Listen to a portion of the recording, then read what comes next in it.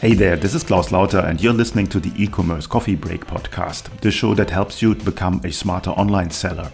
In this episode, we discuss how to break sales records in your store with highly effective email marketing strategies. Joining me on the show is Stefan Pirvo, email marketing coach and founder at emailsuperstars.com. So let's dive right into it.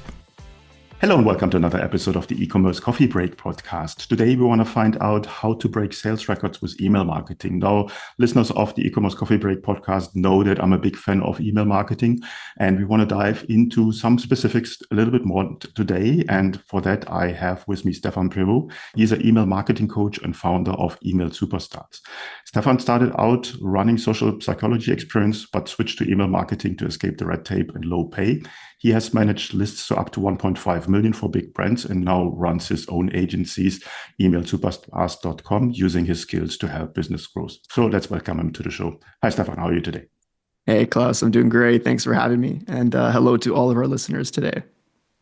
Stefan, email marketing is around for 25 years, 30 years, a very, very long time. But I'm also surprised how bad emails can be that I get every day into my inbox.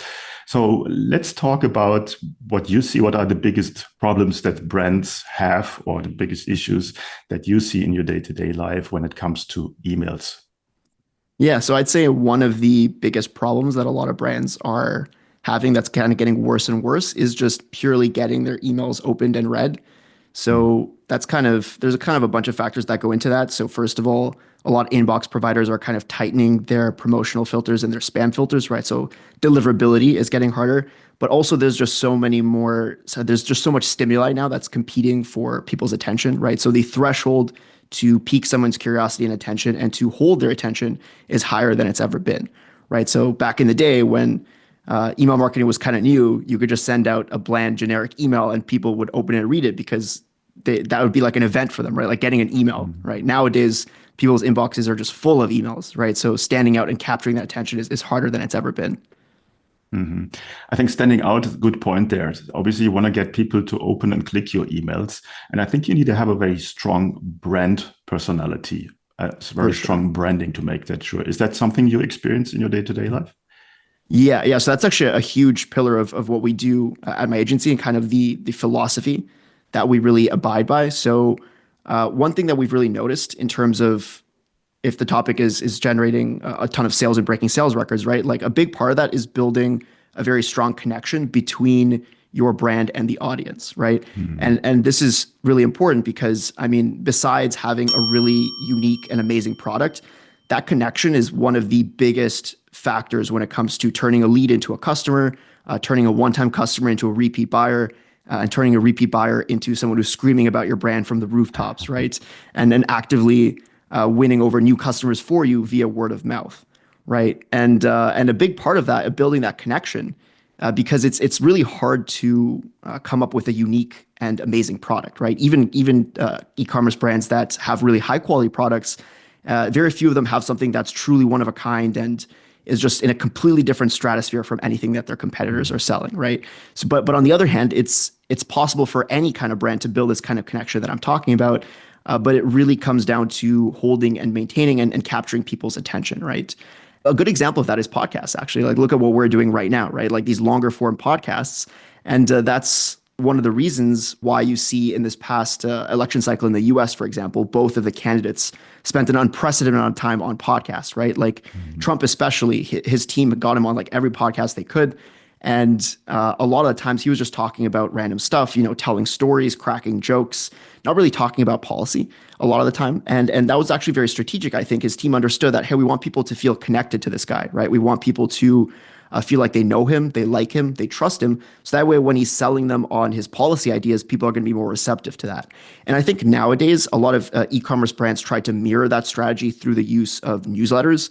So the philosophy there is, hey, if we put out a bunch of these newsletters and we give people a bunch of value, then people are going to like us more, they're going to trust us more. And as a result, when we are selling them something, when we're pitching them on something, they're going to be more receptive to that, right? And I think the problem with that, and the reason, in theory, it sounds good, but the reason that a lot of times it doesn't really work out is because just because someone, let's say you run a vitamin supplement company, right? just because someone, let's say their doctor recommends that they buy a vitamin supplement, now they're interested in buying a vitamin supplement. That doesn't necessarily mean they're going to be interested in learning about how vitamins work or about the pitfalls of the vitamin industry or even about what foods they should be eating in order to optimize their nutritional intake, right? It all comes down to like intrinsic motivation. The example I always give is let's say you're studying for an exam and you have a problem, right? You want to pass this exam, you don't want to fail, and you have a textbook that's basically giving you the answer to your problem, right? So the textbook is giving you pure value. But because you're not intrinsically motivated to read what's in that textbook, it's going to be a slog for you, right? You're going to be forcing yourself to do it. You're not going to feel very engaged. You're going to procrastinate. You might not even read the textbook altogether, even though you have such a pressing problem, right? And it really comes down to that intrinsic motivation, which a lot of times is missing with these newsletters. And the reason you can tell that these newsletters don't work a lot of the time is because if you look at a lot of the types of promo emails that e-commerce brands are putting out there. I mean, I'm sure you've seen a million of these yourself, right? It's usually some fancy HTML design, right? Which is pretty bad for deliverability, but that's a topic for another podcast. But usually it's some fancy HTML design with some images of the product, a button to the landing page, and just a few short lines of copy, right? And the reason that you see that a lot of the time is because these companies and the agencies that work for them, they split test this stuff, right? So they'll test one of these emails that have very, very little copy on them versus a longer form email that devotes more words to hyping up the sale and pre-framing the product and all that kind of stuff. And what they find is that the shorter form emails tend to win out almost all the time. And so the conclusion that they draw there is people just don't have the attention span, quote unquote, to read these longer emails.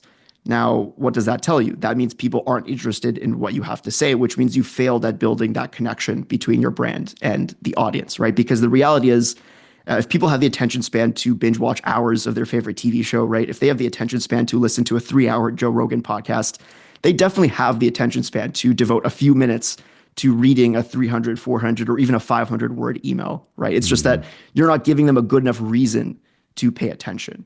Right. Yeah, absolutely. Yeah. So I think it's what you said. I think it's brilliant there because you're really highlighting where the problem is. And I think the default answer of a D2C campaign manager is like, what do you want to achieve?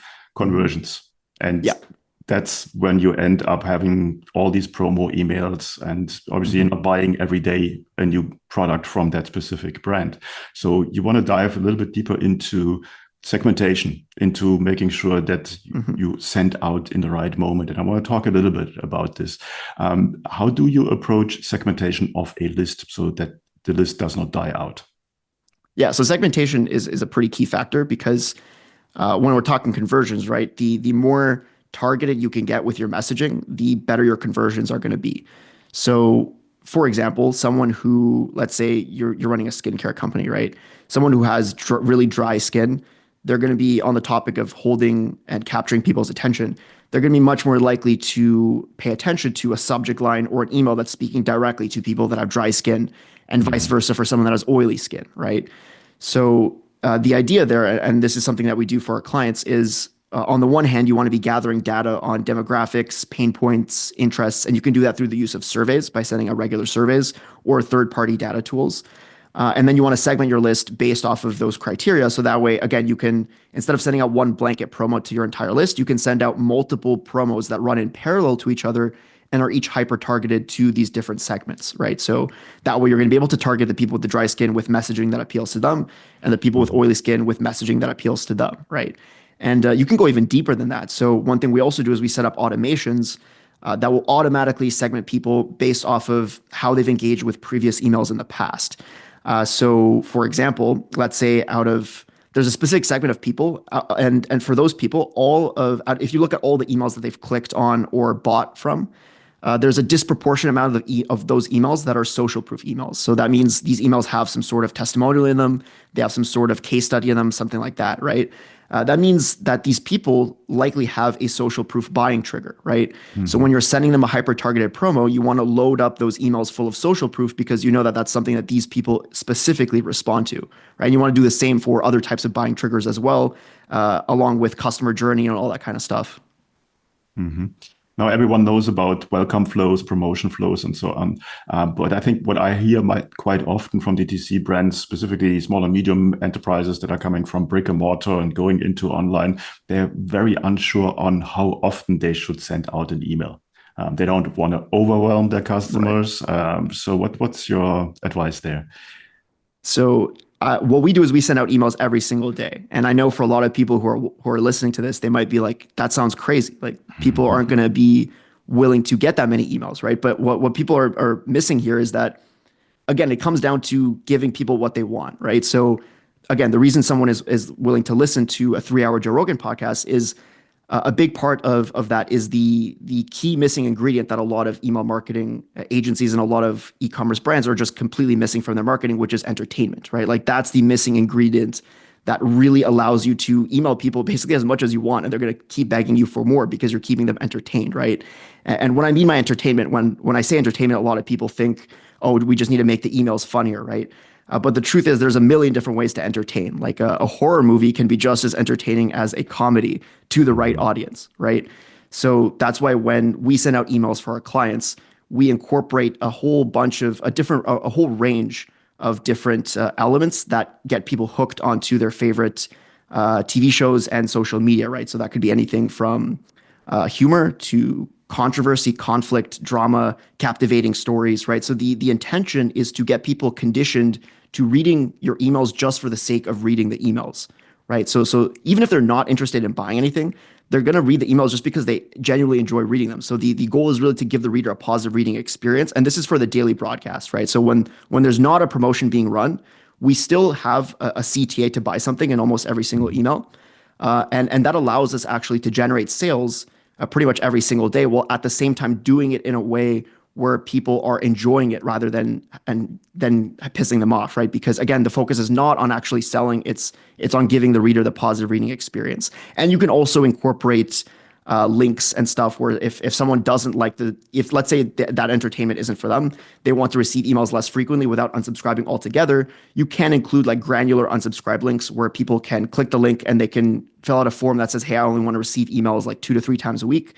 And then you can segment those people out and email them accordingly, right? But what we found is that when you are using the right kind of elements in your marketing, very few people will actually ask to receive less emails because they're genuinely enjoying the emails, right? And it comes down to one key thing, which is narrowing in on your brand avatar. And this is something that we do a lot of, where what you see a lot in the e-commerce industry, right, is that people are sending out these bland, generic emails that are just coming from like a company name, right? And it's very clear that you're getting an email from just this faceless company. And of course, if you start sending people a bunch of those emails every day, people are not going to be a fan, right? Because there's nothing inherently in it for them, because people aren't wired to take interest in or pay attention to faceless companies, right? They take interest in and pay attention to other people. That's why if let's say Google put out a tweet and they're putting out a tweet on a major update they're doing to their search algorithm, like marketers like you and me, we would pay attention to that stuff, right? Because that's directly impacting our lives. But the average person wouldn't even register it, right? Versus if Taylor Swift, let's say, put out a major update on her life, that would be in the radio, that would be in all the headlines, that would be all over the internet. Like even though it doesn't affect any of our lives in the slightest, everybody would be hearing about it, right? And that's why one of the first things we do when we onboard an ecom client is we work with that client to figure out what kind of brand avatar we want to create, and that avatar is going to be representing their brand to their audience. And a lot of times this avatar is based off of a real person, so it can be based off of the founder of the company or the CEO. But a lot of times it actually works out better if it's just based off of some random person in the company, because if it's based off of the founder, like the avatar is more of a caricature. It's not really a real person, right? Like it has its distinct personality, distinct story, distinct voice, and all that kind of stuff. But if it's based off of a founder or a CEO and they have a big media presence, then we need to kind of stay congruent to that media presence so we don't have as much freedom with the voice, right? Versus if it's just some random person that nobody knows about, we have much more creative license with that voice, and that allows us to be a lot more entertaining and build a lot more trust through that entertainment and really increase that know, like, and trust factor, right? And that's the key when it comes to the promotions, because now when you're sending out promotions, you're still doing it in the voice of the avatar, right? Even though these promotions are focused less on entertainment and more on direct response principles, persuasive copy, hitting people's buying triggers, all that kind of stuff. since they're still coming from the brand avatar, and because people now they know this avatar, they like this avatar, they trust this avatar, when the avatar who is representing the brand is telling them, hey, you should really hop on this opportunity, it's an amazing opportunity, people are going to be much more receptive to that, right? No, I like the idea with the avatar. And I think what our listeners already can hear that your background is in psychology and there's a lot of psychology in making this work. It's not just For plain sure. copywriting. There is a lot of in-depth thinking about like an avatar who can represent my company, even if it's not a real person. And I think that's where listeners should really dive into and see, okay, who is the person that I want to have talking to my clients? Now, Exactly. this episode comes out early 2025, and I think a lot of brands right now in end of 2024 have burned their email credibility, their Right. deliverability. So I don't want to touch too much on technology in the background, but I want to Mhm. find out on how you approach a new client coming on with onboarding, and to make sure that not only the copy is great and everything else, but that the emails are actually getting delivered. What's your take on that? Right. Yeah. So there's a ton that goes into email deliverability, right? So it kind of all works together in terms of the copy, the technical stuff, right, and just the overall email strategy. So in terms of just the technical aspects of deliverability, so there's a couple things that go into that. You want to make sure you have a high domain reputation. You want to make sure that your emails are going out from quality IPs, right? And this is all stuff that you can check through Google Postmaster. So if the e-commerce people listening to this don't have Google Postmaster set up for their email list, I would highly recommend that you do it because it's free to set up. It's pretty easy to set up, and it's going to give you insight onto a ton of different metrics that are really important when it comes to your deliverability. So it's going to tell you what your domain reputation is. It's going to tell you what the quality of your IPs are, right? And then from there, you want to fix any kind of problems that you see. So if you're getting a ton of spam complaints, then you want to figure out why that is the case, right? And Google Postmaster is going to tell you that as well. If your domain reputation is low, then you want to take some corrective action to repair that domain reputation. So what that would look like is emailing your most engaged subscribers for a period of time in order to bump up that engagement, because once inbox providers see that, okay, people are really engaging with your emails, they're going to raise your domain reputation, and that is going to allow you to start emailing some of your lesser engaged contacts now, Mhm. which you weren't able to before because you were just going straight to spam, right? So that's kind of a broad picture of how I would look at some of the more technical aspects. And then when it comes to some of the strategy and the copy, you need to really understand what these inbox providers are looking for, right? They want to make sure that people are receiving emails that they want to be receiving, right? And that's kind of why these strategies that we've been talking about here work so well, because a ton of what these inbox providers are looking for is they're looking for, it's not just opens and clicks, right? Like people think, oh, if I just get a bunch of opens and clicks, then that's going to be really great engagement. But there's a ton of stuff that goes into the algorithm, right? Like these inbox providers will look at how long people spend reading your emails, right? So Mhm. someone who's sending out emails where people are reading those emails for a long time, inbox providers are going to see that as a really positive signal, because they're going to see, oh, people really enjoy reading these emails because they're spending so much time reading them, right? And also replies, right? Like how many replies are your emails getting? Because replies are actually their deliverability gold. Like the more replies that you get to your emails, the more inbox providers are going to start sorting your emails into people's primary inboxes. So that means every couple weeks, sending out a short personal email that's just kind of geared towards getting people to reply, right? So that could be from the brand avatar, just kind of asking people like a personal question under the framing of wanting to help them out, right? Or just to even just to list to hear from your audience, right? Or to offer a free gift, you can ask them to reply with a certain word, Mhm. and then the avatar will send them a free gift. There's all kinds of ways to go about it, but really taking the time to maximize the important types of engagement that most companies don't really think about, because most companies are very much just like, okay, let's get opens, let's get clicks. That's what we're looking at in terms of engagement, and it's really so much more than that because the algorithms are very multifaceted, right? Yeah, I think you just gave away really a golden nugget there. And for our listeners, try it out. Try to just have a simple question that people have to reply. And even if it's just a one word reply, I think that's the best you can do, because Mhm. that's really gold in increasing your deliverability and get out of the promo folder Yeah. or the spam box. Now, I want to talk a little bit about SMS. I know that you guys also help with SMS. Where do you see the synergy, the benefit of using SMS together with email marketing? Yeah, so SMS is great because it gives you a much more direct line of contact to your audience, right? Because SMS, like everyone's going to see an SMS notification popping up on their phone, right?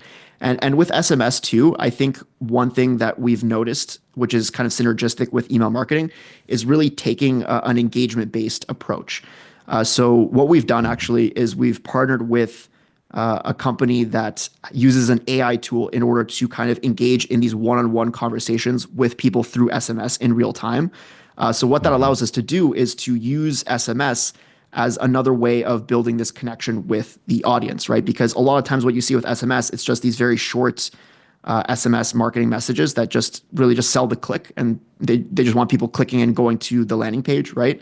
But the beauty of SMS is it allows you to enter these conversations with people and really build a very strong sense of connection that way, right? So a lot of what we do, and this is something that people enjoy doing, right? Because people they want that connection, right? They want to feel like they're being heard, right? They're being understood. So instead of just sending a link to a landing page to buy, one thing that we've been playing around with that's been working really well is we send out a question, right, that allows people to kind of self-identify what they're interested in, for example, right? And that allows the AI to then send them to the appropriate page based off of the conversation with that prospect, right?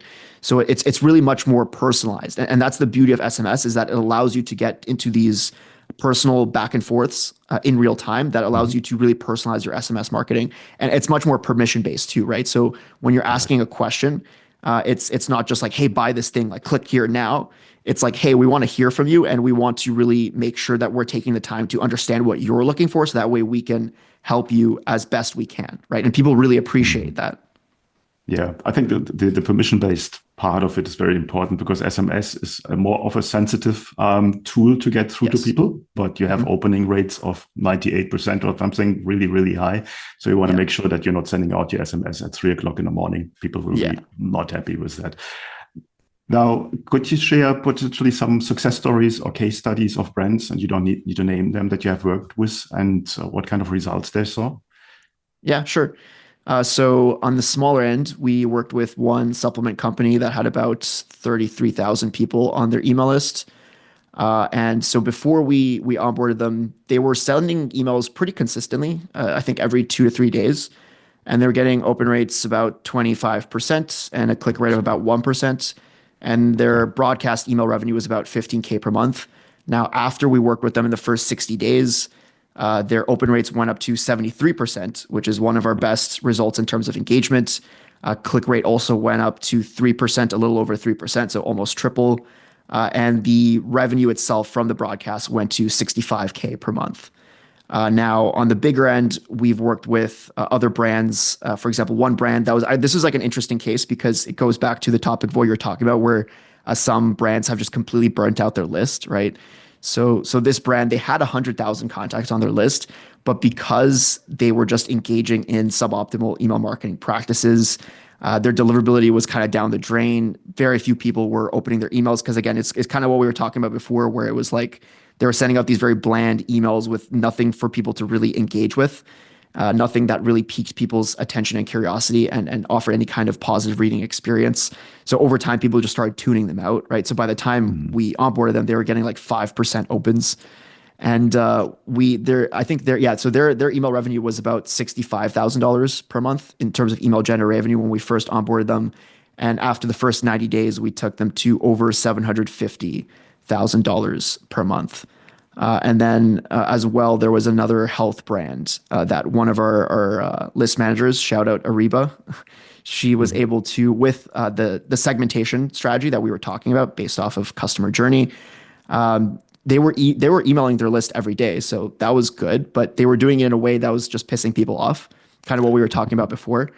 So what she was able to do, she was still emailing them the list every day, but she was able to take their revenue from $20,000 per month all the way up to, I think it was $28,000 per month, all the way up to $275,000 per month, which is almost a 10x increase, right? So yeah, there's this system really works because, again, it's playing off of the idea of you're giving people what they want, right? And you're really taking the time to build that win-win relationship between your brand and the audience. No, absolutely. And it shows you to tell that email marketing has been declared dead so many times. But it's just doing it right. And there is a massive potential there. And I still believe that email marketing is one of the strongest tools in your toolbox as a marketer that you can have if you do it right. Now, who's your perfect customer? Are there specific industries or niches that you work more with than with others? Yeah, so we tend to work mostly with either e-commerce brands or high ticket coaches. So we have Mm-hmm. people on our team that specialize in both those different industries. So we're kind of a collective of high level email marketers, and we have certain people that have had successful careers in the e-commerce industry, other people that have successful careers with high ticket coaching. So we kind of serve both those demographics. In terms of just general criteria, so for e-commerce brands specifically, we're looking for brands that already have a robust collection of high quality products, an email list of at least 30,000 active contacts. Although if let's say they're selling something relatively high ticket. So let's say they're selling something that's over $2,000. In that case, we would consider working with them if they only had 20,000 active contacts, but that's kind of the minimum in terms of the active list size. And either way, they would need to be bringing in at least 2,000 new subscribers onto the list every month. Because as you know, if you're not bringing fresh leads onto the list, then it doesn't matter how good the email marketing is. Eventually, the list is just going to die over time, right? No, totally. Walk me through the typical onboarding process. What kind of steps are involved? How long does it take?